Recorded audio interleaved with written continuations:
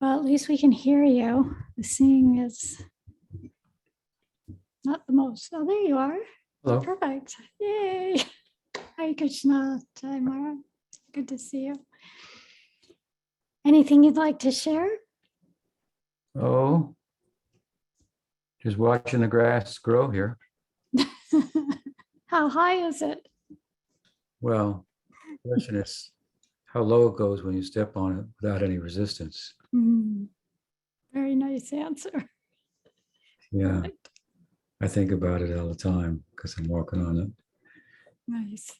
which is nice. And of course, we're surrounded by big redwood trees, which are very stately and magnanimous and remind us also of Mahaprabhu's verse and his mandate for us to be tolerant and compassionate. So it's a favorable environment here. But why don't we just go ahead and take the questions? Okay. We'll start with Krishna Das. You need to unmute yourself. Dandavat pranams. Good morning, Guru Maharaj. Right. So my question is in relation to a verse in Bhagavad-Gita that I was reading recently in the 17th chapter. In verse 28, Krishna says, "O son of Pritha, any action performed without faith, even sacrifice, charity, and austerity, is considered impious. Such acts are fruitful neither in this world nor the next."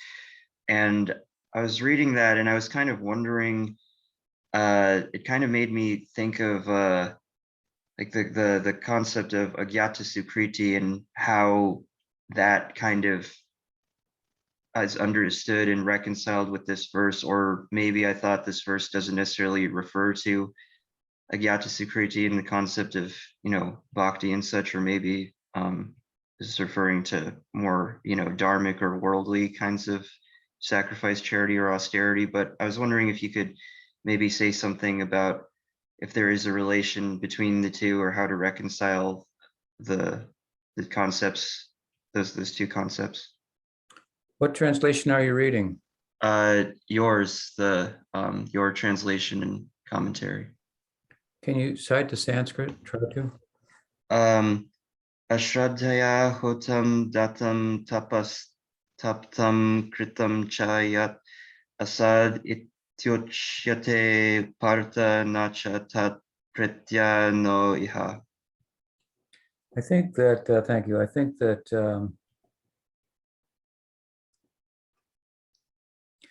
the idea here is that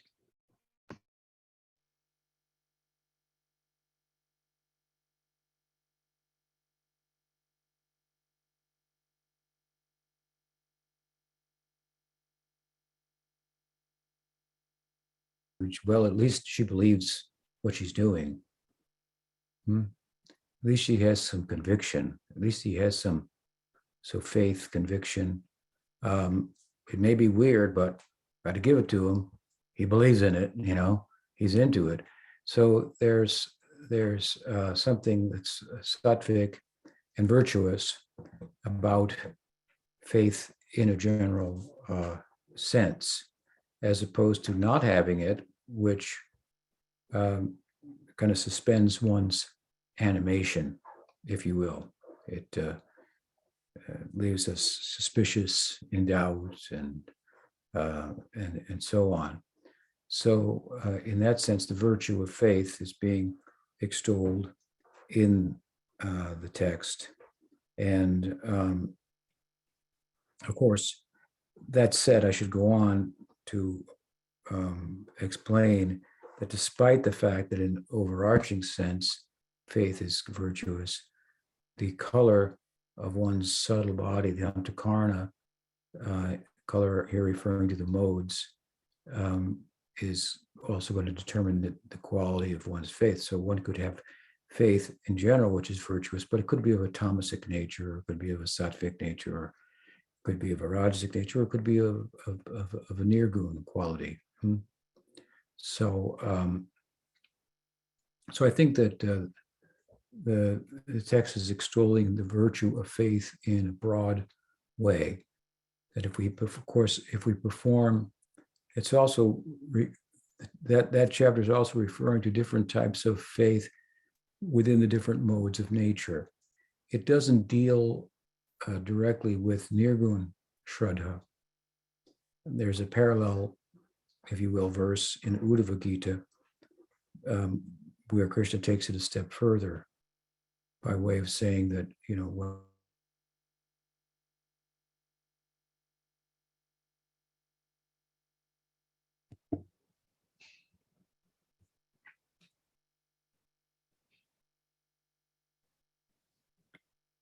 Gumaraj, you're frozen. Just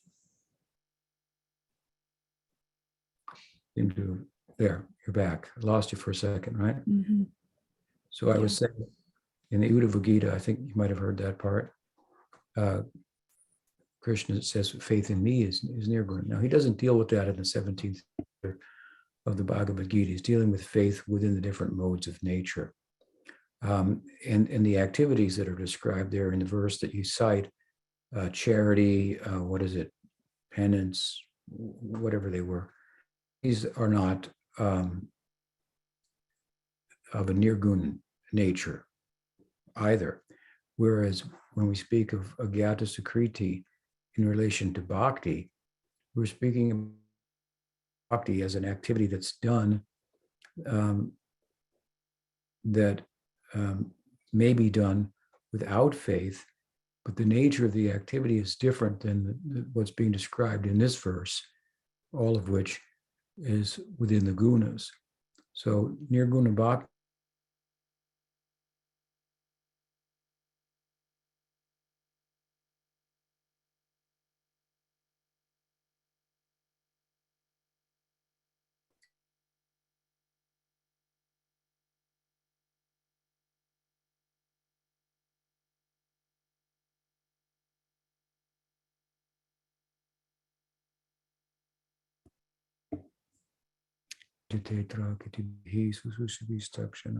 Yeah, we lost you again for I was citing the second verse of the Bhagavatam. I didn't get beyond that, but there's an emphasis on the efficacy of hearing the Bhagavatam, which is an anga of bhakti, a very prominent one, and it doesn't speak of a prerequisite of faith. So Vishwanath Chakravarti Thakur in his commentary on it emphasizes the fact that even without faith, one could engage in bhakti and accrue, a transcendental benefit, because the act is of a nirguna nature. So that's the distinction. I think. I hope that harmonizes the apparent contradiction that you raise. Yes, yeah, that makes a lot of sense. Thank you very much, Guru Maharaj. Right. Uddhava Das. Krishna, I have a question, but now I had a follow-up question from this question. Because you say that even without faith, you can act on bhakti, but you say that bhakti starts in sraddha. So how you harmonize that? When we say that bhakti begins with sraddha or faith, we're talking about entering into a systematic culture of bhakti. And faith being the first step within that. So you have some sadhu sangha, from that faith comes, and then you sufficiently to want to take up the practice. Then you have sadhu sangha again in a more specific way. That's one thing, to formally tread the path of bhakti. There's another thing to be touched by bhakti, but not be formally treading the path and still be benefited. And sometimes that kind of benefit that accrues from such contact with or participation in bhakti unknowingly or without faith has been referred to as ajnata sukriti or gyata sukriti, with some knowledge, some understanding. But someone may come to the temple, may go to the arti, and think it's a nice thing. I like it, but full faith to participate in it, to take it up, to think this is the purpose of life, that hasn't arisen yet. And someone else may go to the temple just for a meal, for example, take prasadam and not think anything about it. So there you have a case of gyata sukriti and agyata sukriti that is accruing as a result of bhakti. It's not accruing as a result of anything else. So if you take a plant, let's say you take a seed and you put it in the ground, then you're watering it, go out and then you see the sprout, say, hey, it's coming, it's coming. So that might be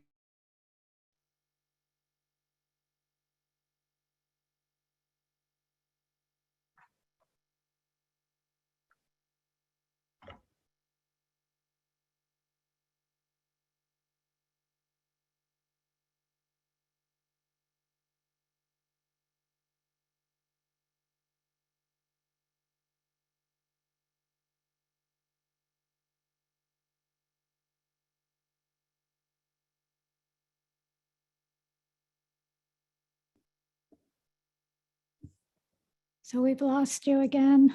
Oh, we just completely lost him. Okay, I'll get back on. Yeah, I'm back. There you are. I don't hear you though. Can you hear me now? No. Click on You're at English and mute seed in the original ground. audio. There, you can hear me now? Yeah. You're at the seed So- in the ground. Did you hear my example of the seed? No, As you just put it put in the that- ground. When you put the seed in the ground and you say it's coming, and then we lost you. So coming above the ground, and oh, there it is. But actually something has been happening beneath the ground that we don't see. So roots are going down and up, and that might be compared to the bhakti result that accrues in one who's performing bhakti with some bhakti or with no knowledge of bhakti and what one's involved in. Gyata and agyata sukriti of the bhakti nature, so bhakti unmukhi sukriti.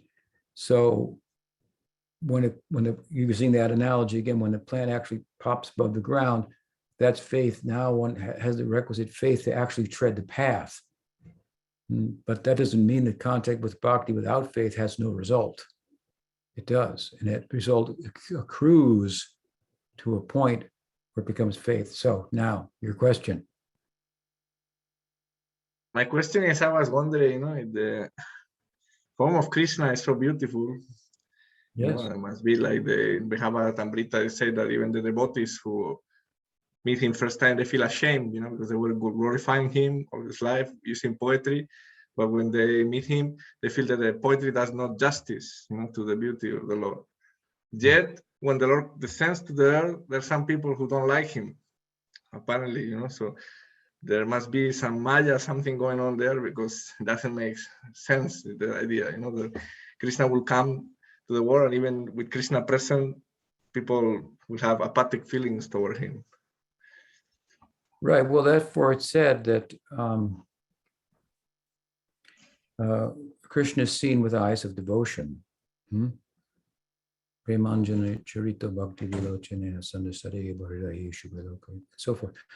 Many verses to that effect. Tashi Krishna namadi na bhavid grayamindre sevan mukhi jivadro swayameva sparatyata. With the material senses, you can't see Krishna. So if your senses are only material, that means they're only absorbed in material sense objects. Then you might look at the deity, but not think that he's beautiful. But if you have been engaged in bhakti and your senses are becoming purified or oriented towards Swarup Shakti, then you're going to see in a different light. So I think it's understandable. Use the example of Harinam. It said that it tastes bitter like sugar does to one who has jaundice, but sugar is a cure for jaundice. So if you keep taking it, the jaundice of ignorance will go away and the sweetness that's inherent in the sugar will come out. So it takes certain eyes to see Krishna. Krishna showed a wonderful form to Duryodhana, and at one point, and he and others were exclaiming about it. Dhritarashtra was present, and he was blind; he couldn't see. He said, "I want to see that. Give me eyes that I might see that form." He said to Krishna, and Krishna said, "Without eyes, see my form," and he could see the form. So it's not with material senses that we see Krishna. So God reveals himself to us on his own terms. It's not on our terms or on the basis of our material strength, whether it be mental, intellectual, or physical, sensual, that we can see Krishna. So there's a method. So we'll see something, but we won't be seeing Krishna. Just like some people see the deity, but they only see a stone. Some people hear the Hare Krishna mantra and they think, oh, might as well chant Coca-Cola. Doesn't make any difference. But if you approach in the right way through bhakti as it's ordained in the scriptures, then you're going to see it in a different light. I mean,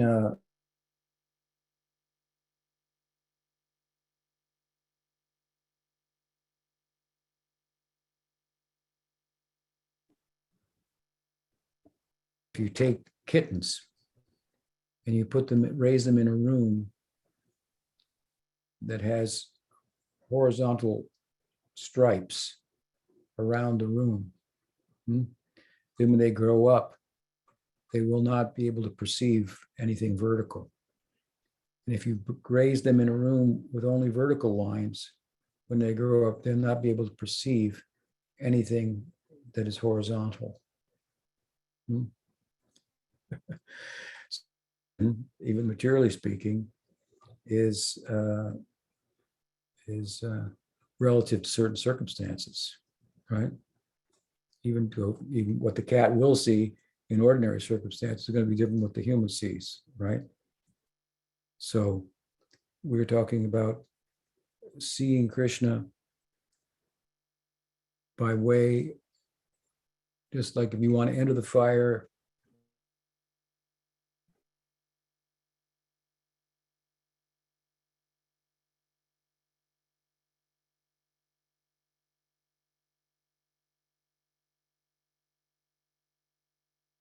understanding of even your own self, what to speak of God. Do you follow? Yeah, Yes, we lost you a little bit. So yes. Well, I said is that that if you want to see God, if you want to see Krishna, well, you have to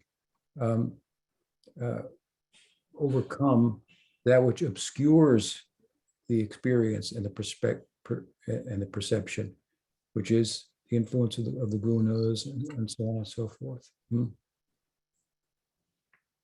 So it takes right eyes to see, spiritual eyes to see. What else? okay, so John has a question. Yes. Dandavats Maharaj.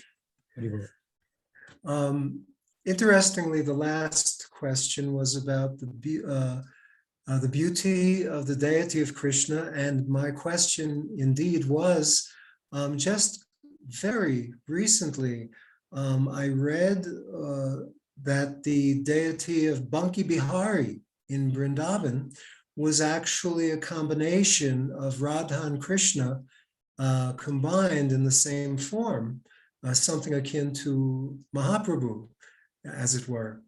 And I was wondering if you had any kind of insights or perspectives on the deity of Banke Bihari. Banke Bihari, Ji Jai. Banke Bihari is a deity that's not a deity of our Gaudiya Sampradaya. Right. I don't know, maybe Radhaballava Sampradaya, I'm not sure. There are a number of devotional sects in Vrindavan that spawned in and around the time of and after Mahaprabhu and so forth. And so one, I think Haridas, I don't recall. I'm not sure if Banke Bihari is Radha Vallabha Sampradaya, but they have a different idea. Radha Vallabha Sampradaya has the idea of the supremacy of Radha in a way that's different than the subtle and indirect supremacy of Radha we find in Gaudiya Sampradaya. So, but I'm not an expert on that Sampradaya or any other Sampradaya, and barely schooled in our own Sampradaya. But I didn't know that fact about how Banke Bihari is conceived. We have a similar deity, though, in one sense, in Gaudiya Sampradaya in the form of Radha Raman. Because if you go to the Radha Raman temple, you won't see a deity of Radha, but he's referred to as Radha Raman. Right. And one of the reasons for that is that Chaitanya Mahaprabhu told Gopal Bhatta Goswami to go to Vrindavan after his parents had passed away and to reside there, and that he would again come to Vrindavan and give him a darshan. But Chaitanya Mahaprabhu never returned. He went to Vrindavan after that, but Gopal Bhatta hadn't gotten there by that time. He commissioned Rupa Sanatana to go there, and Mahaprabhu never returned to Vrindavan. But Gopal Bhatta, of course, went there, and he took shelter of the Rupa Sanatana and so forth. And Chaitanya Mahaprabhu sent a wooden asan of his to Gopal Bhatta, along with a piece of his cloth. And it's thought that Mahaprabhu returned there in that form to fulfill his promise to Gopal Bhatta that he would come. And of course, Gopal Bhatta also had acquired some shalagrams from the Gandaki and was worshiping them. And on Nrsimha Chaturasi, he was thinking of the virtues of Prahlad and how Nrsimha had appeared to him out of the stone and how blessed he was and so forth. Woke up in the morning to find that one of the shalagrams had as the deity of Krishna. And he's named Radha Raman because he's thought to be another way in which Chaitanya Mahaprabhu gave his darshan in a combined form of Radha and Krishna in Radha Raman. So in the same way that some are speaking about Banke Bihari, there's a similar idea about Radha Raman. Is Chaitanya Mahaprabhu again appearing? Yes.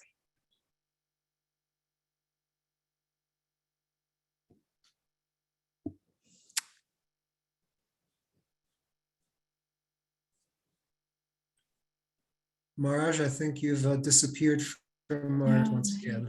Once again. We could try all turning off our videos, although Maharaj likes us to have them on. So we can, there you are. Now, can you hear me? Yes, you've returned. So the two, I was saying, Rasaraj, Mahabhav, Dui, Ekrup, the two, Rasaraj, Krishna, Mahabhav, Radha, Dui, Ekrup, in one form. That is Chaitanya Mahaprabhu. So we tend to look at Radha Raman in the same way. So it's not quite an answer, but it's somewhat of an answer. I'm not sure. No, that was a wonderful answer. Thank you so much, Maharaj. Radha Raman ji ki jai. Jai. Jai. Albata ki jai. All right, dear devotees, we're out of questions. So I know a number of you got on since Guru Maharaj got on. Does anyone have a question you would like to ask? Just unmute yourself. I have a question. Okay, Sumati's got a question. Okay. Can you hear her? I can't hear you.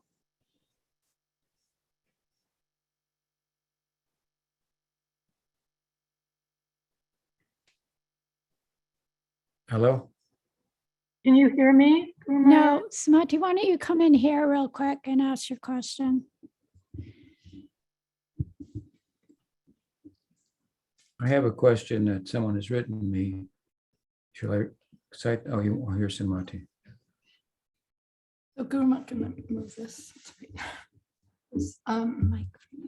My question is in Lord Chaitanya's Leela, when he would go between, his meditations, and he would go to his apricot Leela and be engaging with Krishna in the mood of Radharani. And then he would come back to Navadvip with his devotees. Was that Yogamaya Shakti that was taking him from one to the other? From one mood to another mood? Well,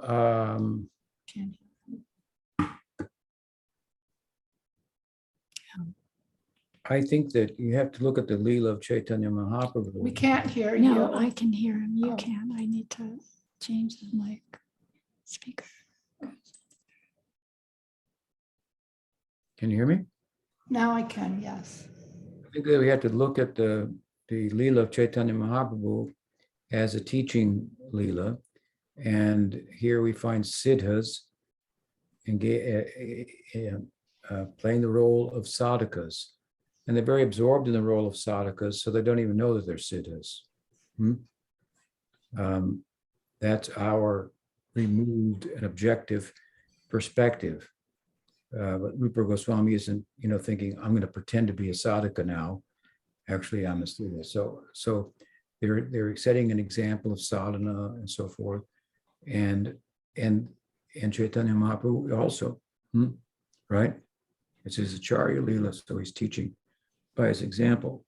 So when the devotees are transported, if you will, into Krishna-lila from Gaura-lila, well, this is a result of the culture of bhakti.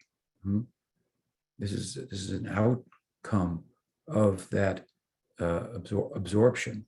I don't think you have to attribute it to anything other than the power of bhakti, herself. The Swarup Shakti opening her arms to give us entrance into a glimpse of the Nitya Leela. Does that help? Okay. So I got a question here that someone has written me. His name is Bimal Prasad Das from ISKCON, Delhi, trying to practice Krishna consciousness for 21 years, regularly reading your books and posts, audio lectures for the last 15 years. He says, I have questions that only you can answer. I don't know if that's true, but actually I find your answers unbiased and hence they are closer to my heart. Kindly reply to them at your own convenience. He says,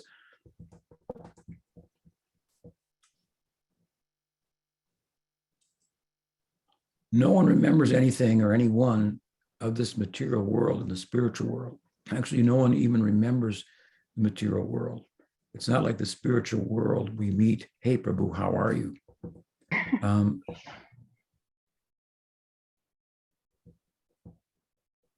Only Krishna, he says, remembers everything, us, the material world. If this is so, how did Gopakumar back to Krishna?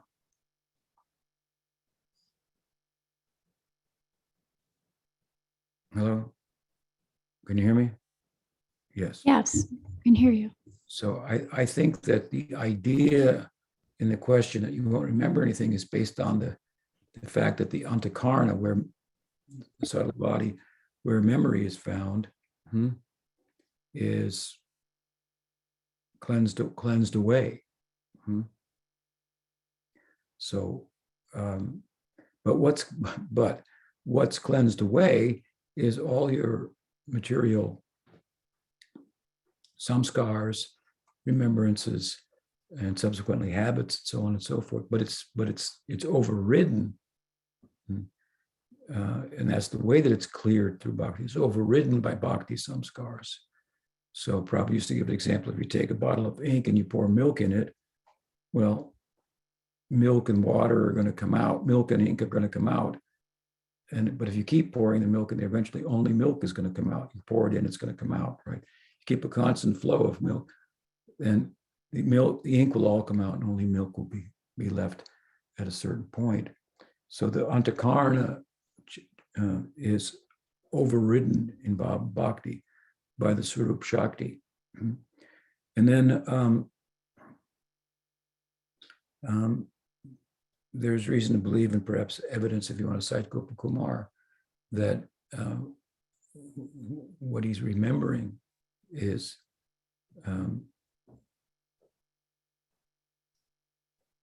based on an antakarna functioning in a spiritual way rather than a material way. That doesn't mean that you're going to go to Goloka and say, hey, well, there's, there's Merchant City over there, there's Shyam Sundar over there, there's Bijay Kumar over there. So I would agree that's not the case. Some people like to ask, what is another person's swarup that's passed away? It's hard enough to understand one's own. Work on that. But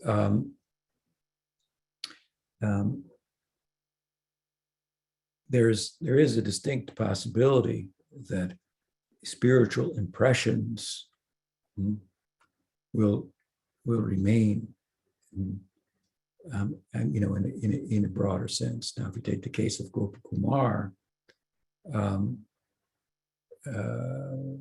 he describes in Brihad Bhagavatamrita that he was in the apricot lila and told to go to the material world by Radha and to show mercy to Jana Sharma, who became his student, to whom he told his whole story, right? So the question is, how did he remember his whole story as a sadhaka? Well, I think that the possibility exists of recalling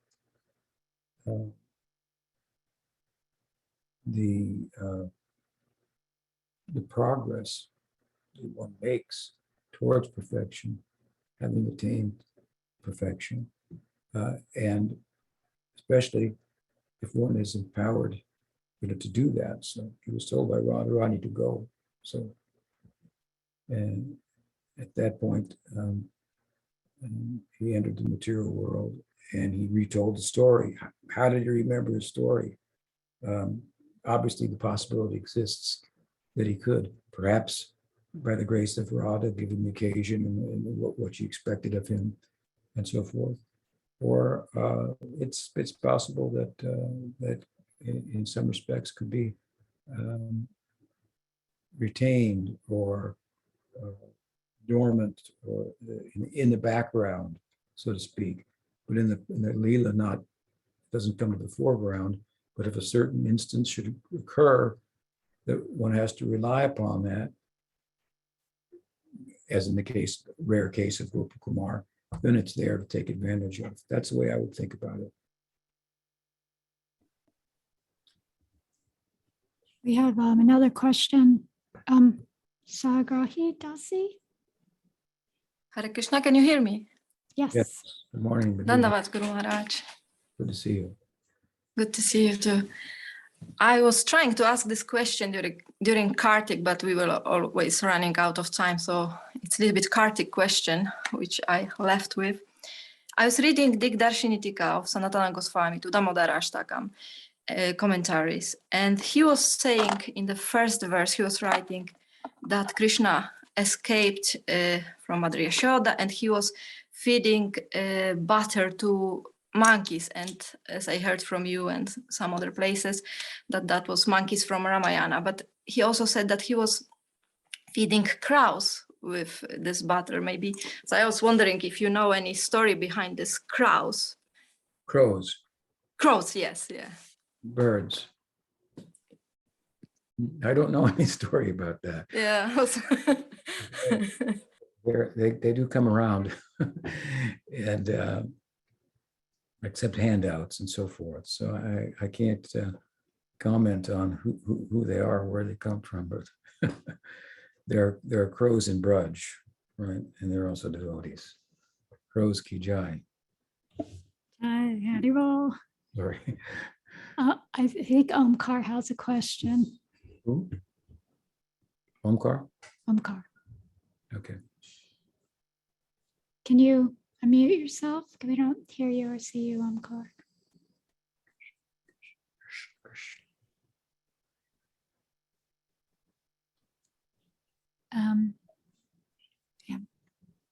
No, huh?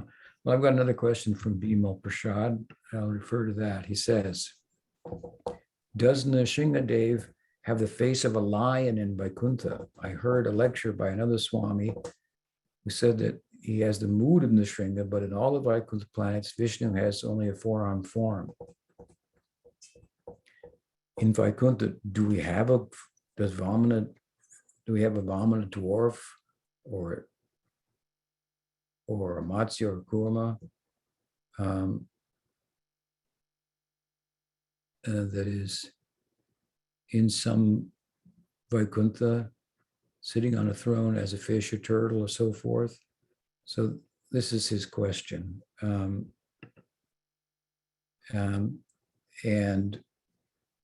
of course, Prahlad, let's take Prahlad as an example, which he brings up, was a worshiper of Krishna, Govinda. And given the circumstances, the unique circumstances that Prahlad was confronted with, his deity appeared to him, Krishna appeared to him as a form of Nrsimha, a form that is said Lakshmi hadn't seen before of her husband. Holy cow, she thought, what's this? And none of the Devas had ever seen, and so on and so forth. So a new event, if you will, in eternity. And so obviously his deity appeared to him in a particular form prominently, and then that became the form of Krishna that Prahlad worshipped, who resides in Vaikuntha. Now, so the question is, well, if you go to Vaikuntha, do you just see Narayan there, or do you actually see the half man, half lion, etc., with other avatars? Well, the answer in one sense is that that the Lord appears, as Bhagavatam says in the third canto, and as he says in the Bhagavad-Gita as well, in relation to how he's worshipped. Let me give you another example. In the Vasant, springtime Rasa-lila depicted in Gita Govinda of Jayadev Goswami, Krishna tried to show a four-armed form, Chaturbhuj, to Radharani when she was searching for him, but he couldn't do that. So his form in which he appears corresponds with the love of the devotee. So Radharani's love, her bhav, determined how he would appear. So how the devotees will see Bhagawan depends upon their love, the way in which they so forth. So if Prahlad wants to see Bhagavan Narayana, who's a form of Krishna, in the form of Nrsimha in Vaikuntha, you can bet he'll be able to see him as such.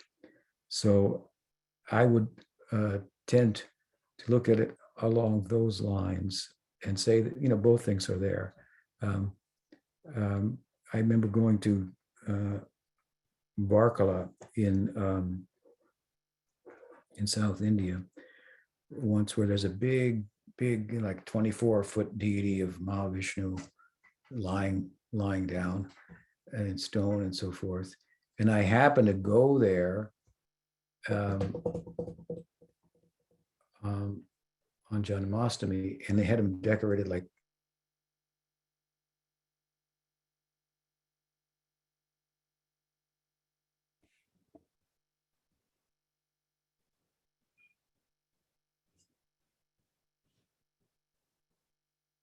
so. The implicate, did you hear that? So on the different appearance days of the different avatars, they would dress him like the different avatars.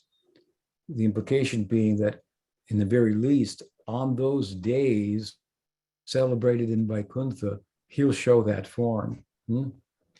It's another way of thinking about it. But I would gravitate more towards the idea of different departments, if you will, in Vaikuntha, different lokas in which the avatar form that appears in the world is manifest there for the devotees to see.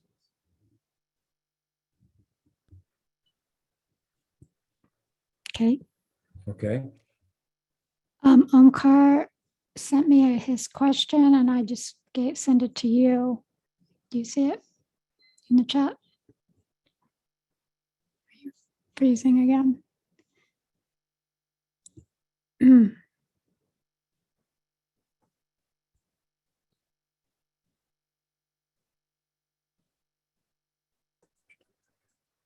Did you hear me? You froze. Yeah, I know. I said, are there any other questions? Yeah, there's a question. Omkar sent his question and I sent it to you in the chat. Do you see it? Let me look it up here. No, I can read it. I'm confused about Vishuddhasattva. Is that it? Yes. He says, Omkar says, I'm confused about Vishuddhasattva as in the commentary of Srimad Bhagavatam 4939, Vishwanath Chakravarti Thakur comments that Indra and Shiva are both in this category, but elsewhere in the Bhagavatam, for instance, 430:24, Prabhupada said that only Vishnu, who does not accept the material body, is in this category, but other guna avatars are not. I'd have to look at the commentary of Vishwanath Chakravarti Thakur there in 4939 that you referred to, but he may be referring to the idea that the demigods are partial manifestations in the material world of the Godhead. So sometimes they're seen in a quasi, if you will, spiritual light. Those positions of Indra or Brahma and so forth, those are divine arrangements. Coming from the other side, the power of Yom, for purposes in this world that different jivas inhabit or embody for some time. So the roles themselves have their origins, if you will, in transcendence, whereas they play a role within the material world, albeit at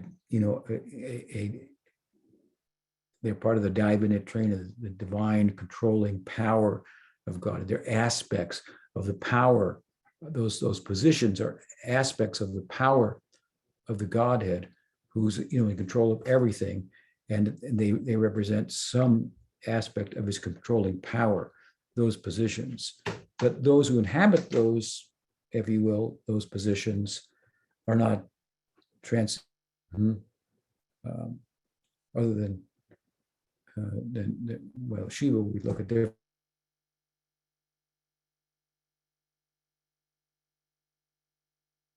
Vishwanath Chakravarti Thakur actually says there. And I could look it up, but let's go on. Are there other questions? So John has another question. Okay.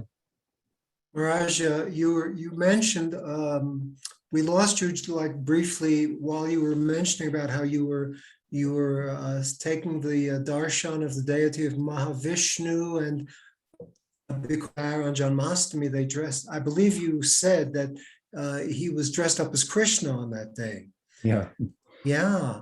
And then I loved what you said about how he appears in different ways in accordance with the love of his devotees.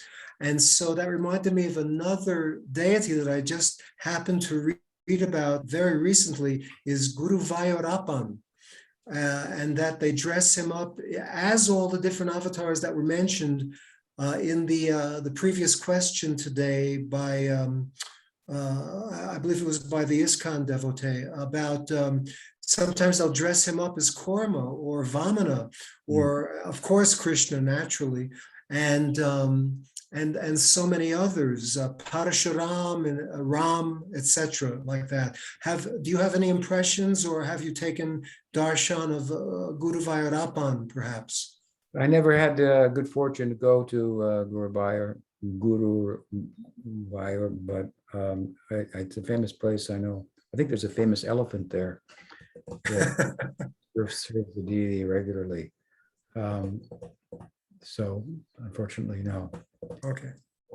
I see another question just came up. It says, it's from Matthew Salva.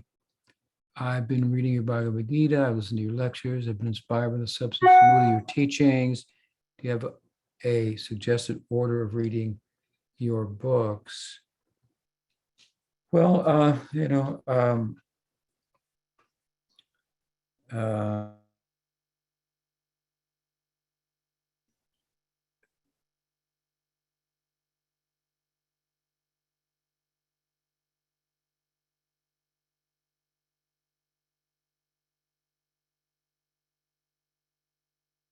perhaps they all do to some extent, to a large extent.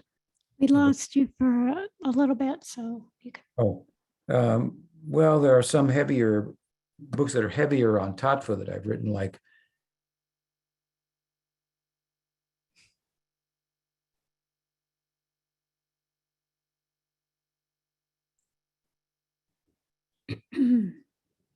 filled in the same way. Oh, Yeah, well, yeah. there are lower books, if you will, that's big, that I've written, like my commentary on Tattva Sandarbha, that deals more with the tattva and lends itself less to expressing feelings, spiritual emotion, and so forth. But those are heady books at the same time. The Gita is more like that as well, but Krishna's speaking there, and I've written about it in a way. Well, the subtitle is "It's Feeling and Philosophy," so I've woven a fair amount of, drawn a lot of feeling from it. But that's one way to look at my books, lower and higher. But you could try to read that, the Tattva Sandarbha. It's a good book. It's an important book, book of Jiva Goswami. So I'm just explaining it there.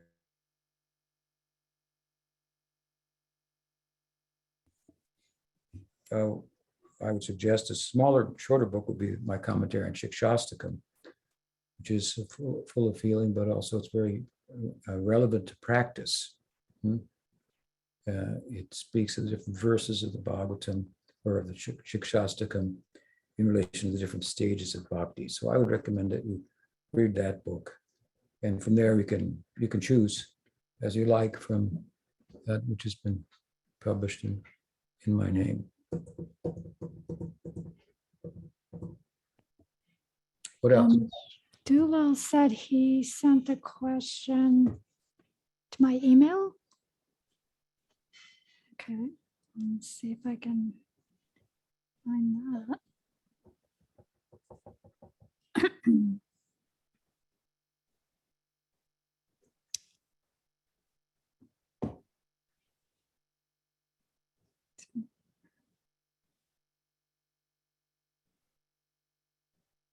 Okay, here we go.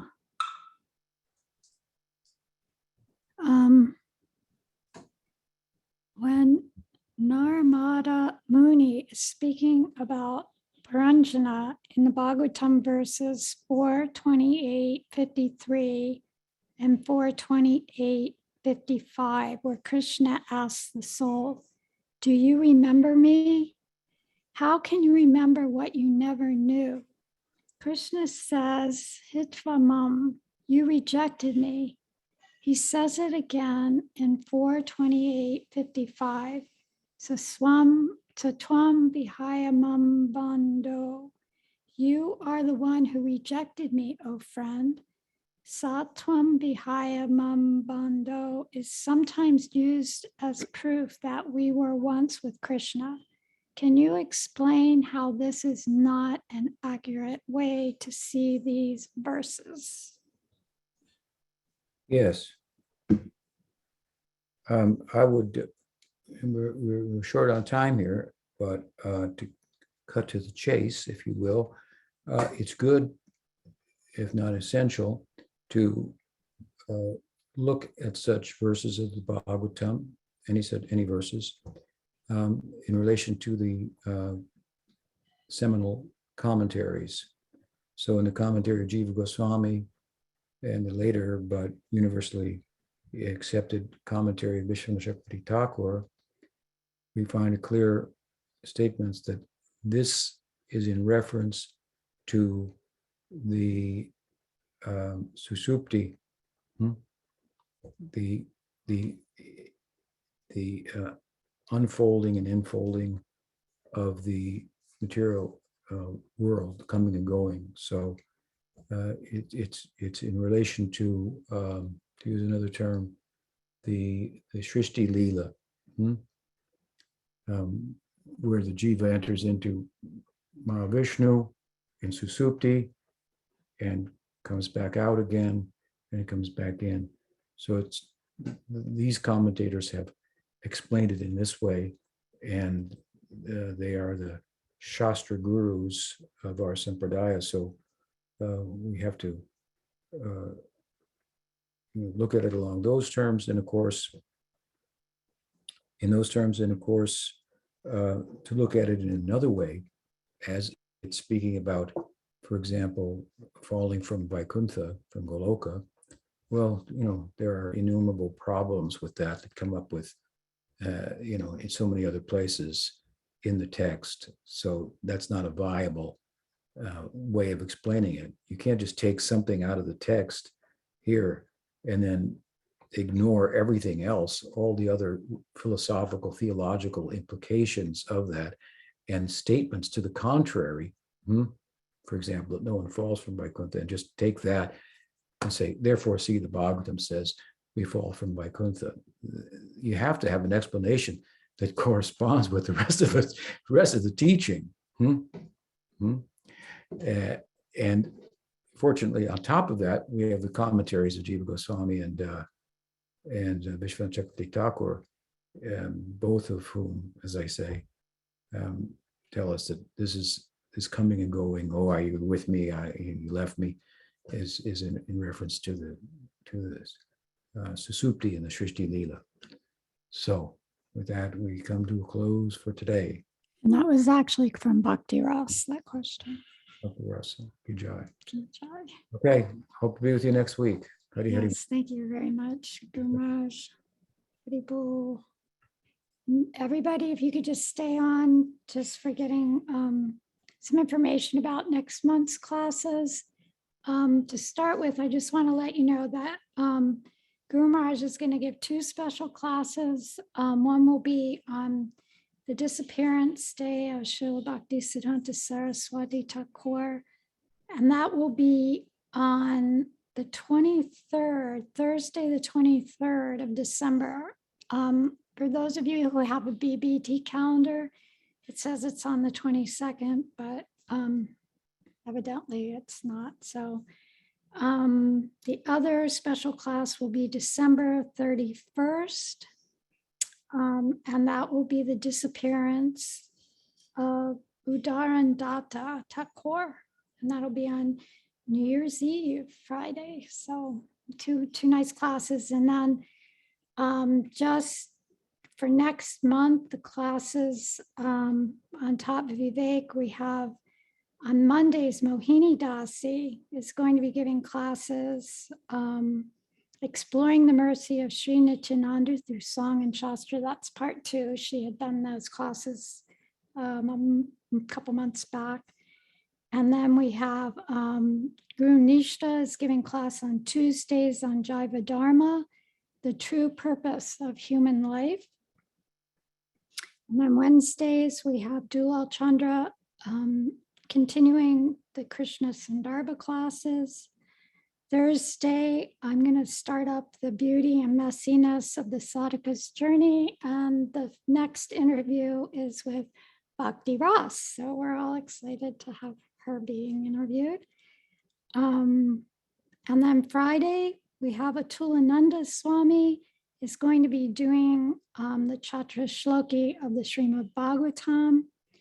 And Saturday, we have Ashram Maharaj, the shelter of Shri Guru, the key to the temple of Bhakti. So some really nice classes coming up in December. I hope you're all getting a lot from this topic series. Just a lot of nectar out there. And if we can't make the class live, they're all online. So on YouTube and on Facebook. All right, my dear devotees, wonderful to see you all. And then of course, Sundays back here every Sunday with questions and answers. So bring your questions. This is the third week in a row where we've had to like pull teeth for questions. So think about that during the week. It's hard when you're the moderator and you have to say, okay, we're out of questions. All right, great to see you all. Hare Krishna, Hare Bol.